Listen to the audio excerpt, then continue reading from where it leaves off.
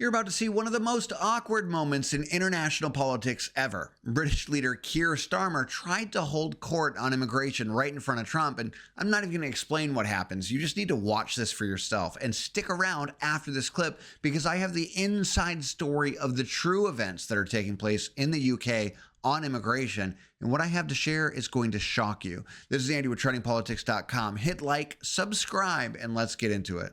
Well, I think we've been discussing illegal migration is a huge issue in both of our countries. In the United Kingdom, it is a real cause for concern, and that's why we must bear down on it in all its aspects, upstream, across Europe, where a lot of ours comes into through northern France, across the Channel, working with our allies, with our colleagues to break the gangs that are actually running this trade. But equally being very strong that when people have arrived in this country who've got no right to be here, then we should be removing them to their own country. And that's why I'm really pleased that we've been able to focus on this very intensely and get 35,000 people out of the United Kingdom who had no right to be here. Because the message has to be you can't make your way to the United Kingdom. We won't tolerate our rules being broken. And if you get here, you will be returned to where you came from. And it's really important that we bear down on that. We're such an attractive place for people to come if they want to make a life, because we are. People coming via the rules are always welcome. Of course, we've welcomed talent and people into this country for centuries, literally. But what the British people will not tolerate is those that break the rules. Those that come through irregular routes, and that's the really important distinction here, and that's what we're bearing down on. And I'm really pleased that we're through pretty well all of the international engagement I've done, all the meetings I've had, the country we've done deals with. We've done deals with countries in the last 12 months that many people thought it was not possible to deal with when it came to immigration, irregular immigration, and we've returned thousands of people who've got no right to be here. And that, I think, is, for the British people, we're a reasonable, tolerant country where people are coming lawfully to contribute to our communities, to our country. Then, of course, they're welcome and have made a great contribution. But what people will not tolerate is those that are breaking the rules. And that is an issue of today, but it's a very British thing. We are people who respect rules. We don't approve of those that break rules. I can say, though, that I had one of the greatest victories, they say the most consequential in 129 years, so I don't know about that, but it was pretty close. And we won all of the swing states, which never happens. We won the popular vote by millions of votes. We won, tremendous electoral college sweep. And I believe I did it more than anything else because of my strong stand on immigration. And I don't think this country is any different in that sense. I think it's a big factor. And it is with a lot of the European countries. Some of the countries have lost their way, and they have tremendous crime because of it. I mean, you had countries with no crime that now have tremendous crime. And you know the countries, and I know the countries. And so I think it's a huge factor in any election, not just this election, but in any election. I think the one that's toughest and most competent on immigration is going to win the election. But then you add low taxes and you add the economy. He did a great thing with the economy because a lot of money is going to come in because of the deal that was made. But I think that immigration is now bigger than ever before. Mr. President, your Treasury Secretary is... Now that awkward moment makes even more sense when you look at what's actually happening in the UK. Illegal immigration is exploding. In fact, they've had over 45,000 migrants cross the English Channel last year alone. That was a record high. Hotels are packed. Local towns are overwhelmed. Deportations are stalled. The system is completely broken. And that's why Trump's record stings, because it worked. And in the UK, they're drowning. The UK's migrant crisis issue has the country at a crossroads, and the media can no longer ignore it. The latest ugly scenes were outside a migrant hotel in Epping, where the Bell Hotel has been inundated with protests after a migrant staying at the hotel was charged with 3 counts of sexual assault, 1 count of inciting a girl to engage in sexual activity, and 1 count of harassment without violence, after arriving in the country just 8 days prior. While the protests did have people clearly there for bad reasons, they also had people peacefully demonstrating with signs saying "deport foreign criminals" and "defend our girls." Those are perfectly legitimate views and legal expressions of free speech. Except, in a BBC report on it, these protesters were initially called far-right protesters, before there was later changed to just people. And while the media initially blamed the anti-migrant protesters for the violence, the Telegraph now reports that police admit they led counter pro-migrant protesters to the asylum hotel, escorted them there. What did they think was going to happen? Until the media and elites begin to understand and empathise with the anger in British communities right now, there will be no solving this issue. It is perfectly reasonable to have fears that illegal migrants from dangerous parts of the world pose a risk to local safety. It is also perfectly reasonable to feel angry that the government provides benefits for illegal migrants, such as putting them up at a hotel until they're able to take care of themselves, that it doesn't to British-born people who are struggling in a cost of living crisis. That's what the vast majority of protesters are concerned about.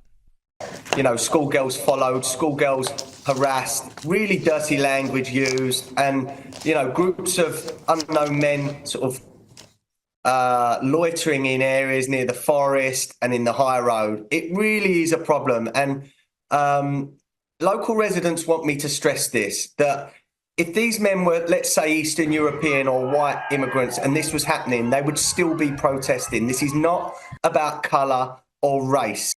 Those opinions don't make you far right, but when the media tells you that they do, they have the effect of both showing a contempt for the perfectly legitimate views and downplaying the seriousness of actual far-right activism.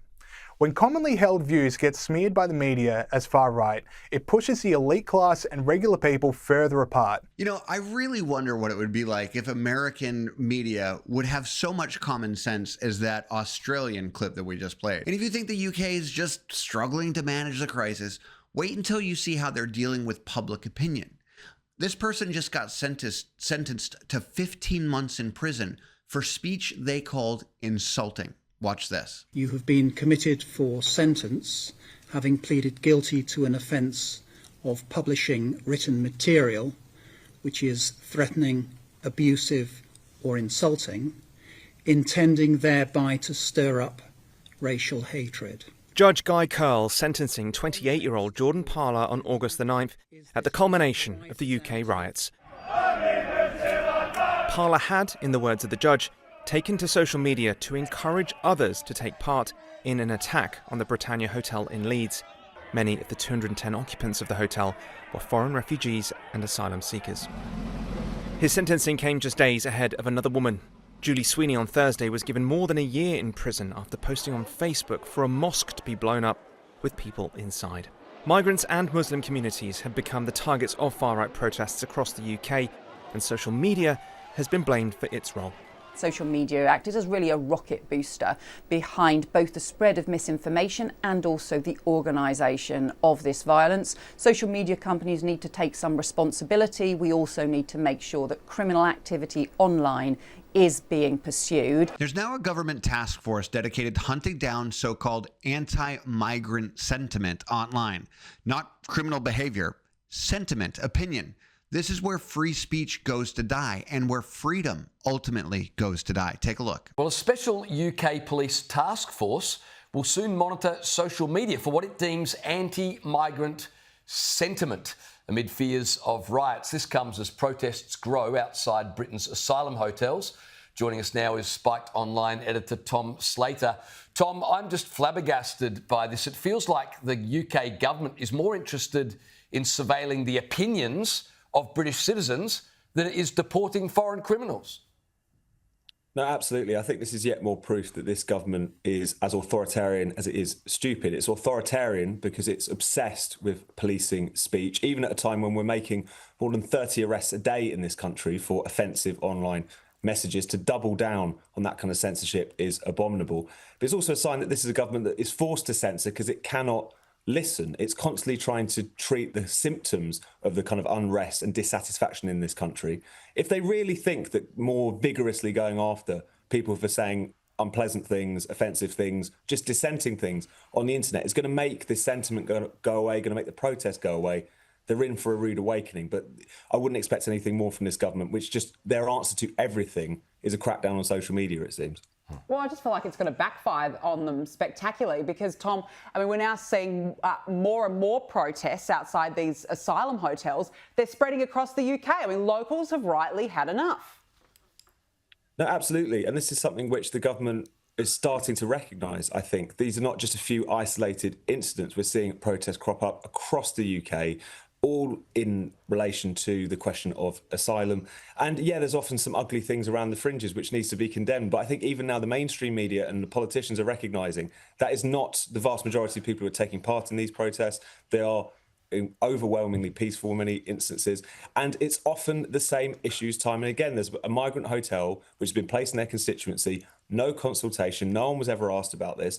And then they start to see things in the community like sexual and violent crime creep up. Someone is charged with a sexual offence or a child sex abuse offence, and yet you've got politicians locally or nationally who are trying to look the other way. This issue isn't going away, and I think what we're probably going to see in the next few days is the government try to respond to that. Probably not very well, probably in a kind of half-hearted, let's just doff our caps to their concerns and not really do anything about it. But they can't carry on like this by just trying to ignore this problem as they have done over the past few years. This is what collapse looks like. A country overrun by illegal immigration, a government that protects feelings much more than their citizens, and a justice system that jails you for words while real criminals run wild. The UK is becoming part of the blueprint for what happens when globalist policies run around unchecked. And every American watching this right now should be paying attention, because this is exactly what the left wants to happen here. They don't want border security. They don't want free speech. They don't want you armed. They want a society that's silent, scared, and dependent on government for all. Just look at Britain. You can't carry a knife. You can't own a gun. Self-defense, which is a universal right for all creation. For instance, even snails have shells, roses have thorns, but people in the UK can't have anything to defend themselves. You can't even say something insulting without risking prison. Meanwhile, actual violence surges and police form these task forces to investigate these opinions. And while the system cracks, the media claps like trained seals, praising leaders who are actively betraying their own citizens. That's why Trump's presence over there rattles them so badly, because next to him, they look weak. They look fake. They look exactly like what they are, puppets repeating whatever script keeps them in power. But people aren't buying it anymore. They're seeing the footage. They're seeing what happens in America when we crack down and rule with force of law. They're watching the protests. They're watching ICE do the job that the British police are either too scared or not allowed to do over there. And they're realizing this isn't about left versus right. This is about order versus chaos, safety versus lawlessness, truth versus manufactured reality. And Trump was right. Strong borders matter. That's why we elected him. Rule of law matters. And leadership that puts citizens first, that's not just an American value. That's common sense. And after this week, it's clearer than ever the world needs more leaders like Donald Trump and fewer like Starmer. This is Andy with TrendingPolitics.com. Stay informed, stay vigilant. Make sure you hit that subscribe button, and I'll see you next time.